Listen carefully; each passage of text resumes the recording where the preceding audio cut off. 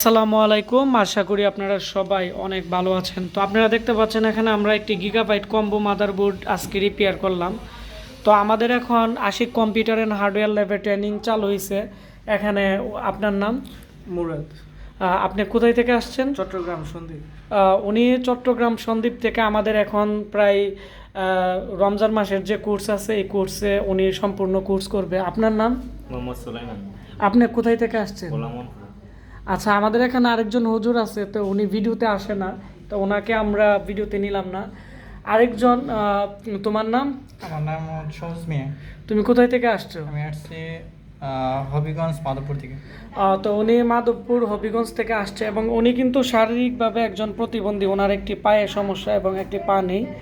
তো উনিও আলহামদুলিল্লাহ আমাদের এখানে আসছে কাজ শেখার জন্য। আশা করি উনিও অনেক ভালো এগিয়ে যেতে পারবে। আপনারা সবার কাছে দোয়া প্রার্থী এবং আপনারা সবাই দোয়া করবেন যাতে উনি কম্পিউটার কাজ শিখে অনেক কিছু করতে পারে। তো আজকে আমরা যার মাদারবোর্ডটি রিপেয়ার করলাম ওনার নাম হচ্ছে, আপনার নাম? আমার নাম মোহাম্মদ রুবেল মিয়া। আপনি কোথায় থেকে আসছেন? সহজপুর থেকে আসছি। আচ্ছা, ঠিক আছে। তো আপনি তো আমাদের কাছে এর আগে অনেকবার আসছেন পিসি রিপেয়ার করার জন্য। তো এখন ওনার মাদারবোর্ডটি আমরা রিপেয়ার করে ফেলছি, আপনারা দেখতে পাচ্ছেন। এখানে আমরা এখন আরেকটু কাজ বাকি আছে, এই কাজটিও আপনাদের দেখাবো। তো অনেকে আমাকে বলতেন যে অনেক মাদারবোর্ড আছে যেগুলো বায়ুস সমস্যা বা বায়ুস সমস্যার কারণে বিভিন্ন ধরনের প্রবলেম করে। তো এগুলো বায়ুস প্রোগ্রামার ছাড়া কিভাবে প্রোগ্রাম করে আপনাদের দেখানোর জন্য এটিও দেখাবো। এবং এই মাদারবোর্ডটিতে কী কী প্রবলেম আছে এগুলো আমি আপনাদেরকে বলে দিচ্ছি। তো প্রথমত আপনারা দেখতে পাচ্ছেন এখানে দুইটি যে SATA পোর্ট আছে মাদারবোর্ডের, এখানে দুইটি পোর্ট আমরা খুলে ফেলছি, কারণ এই দুইটি SATA পোর্ট এখানে শর্ট ছিল এবং এই দুইটি SATA পোর্ট শর্টের ফলে এই মাদারবোর্ডটি নো ডিসপ্লে প্রবলেম ছিল। তো আমরা এই দুইটি SATA পোর্ট আমরা খুলে শর্ট ব্যাঙ্গে দিই। তো এর ভিতরে পিন শর্ট ছিল, একটার সাথে আরেকটা পিন লেগেছিল।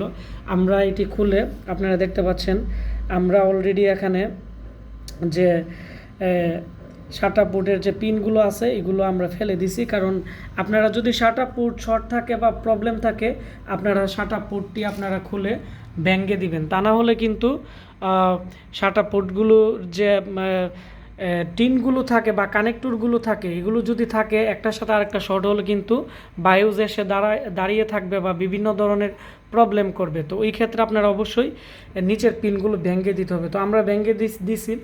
তো ব্যাঙ্গে দেওয়ার পরে যে কাজটি হয়েছে, এই মাদারবোর্ডের মধ্যে এখানে একটি আইসি আমি আপনাদেরকে দেখাচ্ছি। তো এখানে এই আইসিটা কই পড়ছে? হ্যাঁ, হ্যাঁ, এই আইসিটি আমি আবারও দেখাচ্ছি আপনাদেরকে। এই যে আইসিটি, তো এই আইসিটি শর্ট হয়ে গেছে এবং এতে প্রচুর কার্বন ছিল। আপনারা হয়তো আমি আরেকটু দূর থেকে দেখাচ্ছি। এই যে, তো আইসিটি ফেটে গেছে শর্ট হয়ে। তো এটি হচ্ছে একটা ল্যান আইসি, এই যে এখানে একটি ল্যান আইসি। তো এই আইসিটির কারণে পরবর্তীতে আবার ডিসপ্লে আসতো না। তো আমরা পরবর্তীতে SATA পোর্ট শর্ট ভাঙার পর আমরা এই এখানে যে ল্যান আইসিটি আছে ল্যান আইসিটি আমরা উঠিয়ে দেই। তো উঠানোর পর আবার সেম প্রবলেম, কারণ এটি তো শর্ট হয়ে এর আশেপাশে পার্টসও শর্ট হয়ে গেছিলো। পরবর্তীতে আমরা এর পাশের একটি ক্যাপাসিটার, এটিও শর্ট ছিল, এটিও আমরা উঠিয়ে দেই। উঠিয়ে দেওয়ার পরে অলরেডি মাদারবোর্ডটি এখন রানিং আছে এবং ডিবাগার কার্ডে আপনারা দেখতে পাচ্ছেন এখানে সম্পূর্ণ ওকে আছে মাদারবোর্ডটি। তো আমরা ওকে করার পরে আমি একটি জিনিস আপনাদেরকে দেখাচ্ছি। এই মাদারবোর্ডটি আমি এখন রিস্টার্ট দিলাম, আমি এখন রিস্টার্ট দিব, ফ্রন্ট প্যানেল থেকে রিস্টার্ট দিই। তো আমি এখন বোর্ডটি রিস্টার্ট দিয়ে আপনাদেরকে দেখাচ্ছি।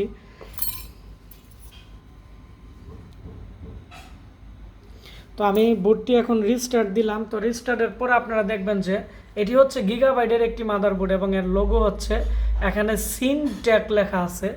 তো সিনট্যাক এর বায়োসটি করা আছে, তো এডিট করা আছে, যার ফলে একটু প্রবলেম করে, অনেক সময় উইন্ডোজ এসে একটু ঝামেলা করে বা সমস্যা করে। তো যেহেতু উনি আমাদের কাছে আসছে, তো আমি এর যে বায়োস আছে এর যে মডেল আছে মাদারবোর্ডের এখানে GM-G41M মাইনাস কম্বো, আর এর যে র্যাব আছে এখানে দেখতে পাচ্ছেন এর র্যাব হচ্ছে 1.3। তো আমরা এখন এর বায়োসটি ফ্ল্যাশ করব প্রোগ্রামার ছাড়া অফলাইনে। তো বোর্ডটি যেহেতু রিপেয়ার হয়ে গেছে আমি আপডেট করে দিব বায়োসটি যাতে অনেক ভালো কাজ করে। তো এখানে কিবোর্ডে প্রেস করতে হবে ইন বাটন, গিগাবাইট মাদারবোর্ডের ক্ষেত্রে ইন বাটন প্রেস করতে হবে। ইন বাটন প্রেস করার পরে এখানে একটি আপনারা দেখতে পাচ্ছেন এখানে যে কিউ ফ্ল্যাশ একটি এখানে একটি ডায়লগ বক্স আসছে বা একটি মেনু আসছে। আর এখানে দুইটি অপশন আছে। এখানে আপনারা চাইলে বায়োস আপডেট করতে পারবেন, বায়োস সেভ করতে পারবেন। যেহেতু আমরা এটি আপডেট করব, তো আপডেট করব যেহেতু এখানে আমরা আপডেট বায়োস ফ্রম ড্রাইভে যেতে হবে। আর বায়োসটি ডাউনলোড করতে হবে। বায়োস কীভাবে ডাউনলোড করতে হয় আমাদের ভিডিও দেওয়া আছে। বায়োস ডাউনলোড করার ক্ষেত্রে মডেল এবং র্যাব মানে রিভিশন, এই মাদারবোর্ডটি কত রিভিশনে আছে, এটি হচ্ছে 1.3।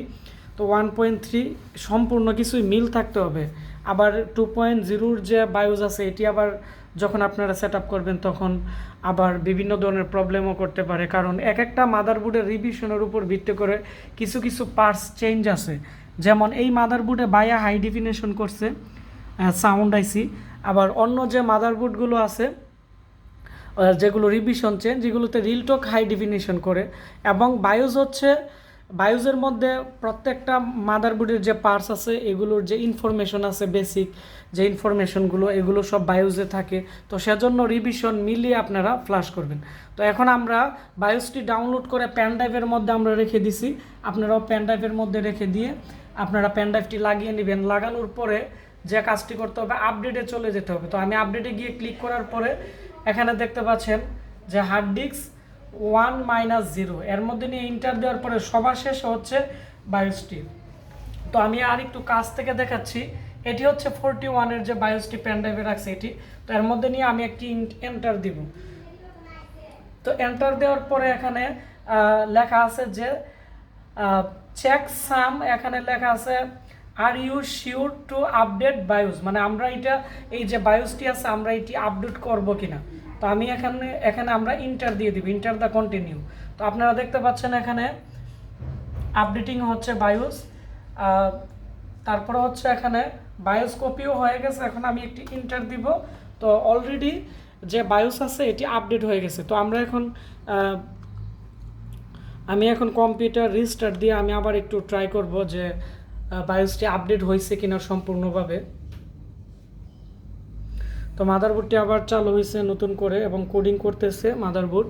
আর এখানে আমরা দেখতেছি যে এখন দেখেন বন্ধুরা যে এখানে গিগাবাইটের লোগো আইসা পড়ছে। আগে যে লোগোটা ছিল সিনটেক, ওই সিনটেকের লোগো চলে গেছে। এবং বায়োসে যেহেতু এটি একটি এডিট করা বায়োস ছিল, অরিজিনাল বায়োস ছিল না, যার ফলে এটি উইন্ডোজ হ্যাং করতো বা অনেক সময় ব্লু স্ক্রিন সমস্যা দিত বা মাঝে মাঝে বায়োস এসে দাঁড়িয়ে থাকতো, কাজ করতো না। তো এই প্রবলেমটিও সলভ হয়ে গেছে এবং আমরা কোথায় কোথায় কাজ করছি এটিও আপনাদের সাথে শেয়ার করছি। তাতে করে আপনারা যাদের দোকান আছে আমি মনে করি আপনাদের অনেকটাই উপকার হবে। তো ভিডিওটি ভালো লেগে থাকলে ভিডিওটির নিচে একটি লাইক দিবেন এবং কমেন্টস করে আপনাদের মতামত জানাবেন।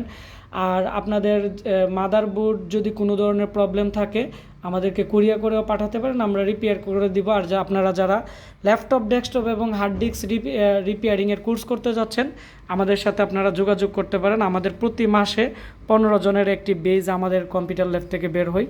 তো সবাই ভালো থাকবেন, সুস্থ থাকবেন আর অবশ্যই ভিডিওটি শেয়ার করবেন, তাহলে যারা কম্পিউটার কাজ শিখতে যাচ্ছে তাদের অনেকটাই উপকার হবে। ধন্যবাদ সবাইকে।